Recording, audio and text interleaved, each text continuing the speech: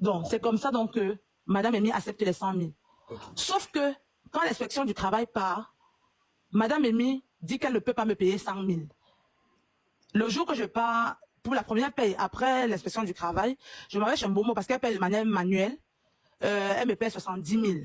Je lui dis que, mais, Bombo, est-ce que le contrat de travail, c'est 100 000? Elle me dit que non, tu n'as pas encore prouvé que tu es un bon manager. Pour le moment, prends d'abord les 70 000. C'est la mère de qui paye. Elle paye de chacun dans son enveloppe.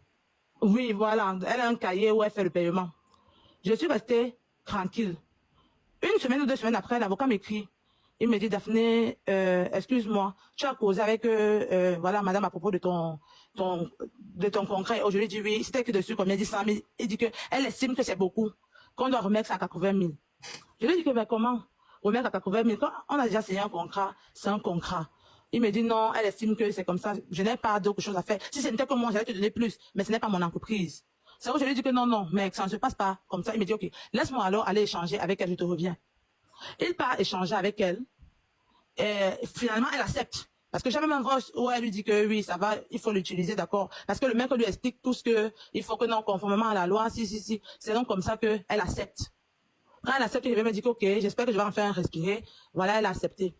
Je continue de travailler normalement. Il revient encore m'écrire un autre jour. Il me dit, Daphné, comme tu vois là, Madame Amy dit que c'est comme si on va changer ton poste, on va te mettre commercial, et puis tu auras 80 000, et ne t'inquiète pas, même le poste de commercial est bien, tu auras beaucoup d'avantages, il faut changer. Je lui dis que, papa, moi je ne connais pas ça comme ça. Vous m'avez donné un contrat. Et puis vous revenez dessus. Si même vous revenez dessus le lendemain, j'allais comprendre que c'était une erreur.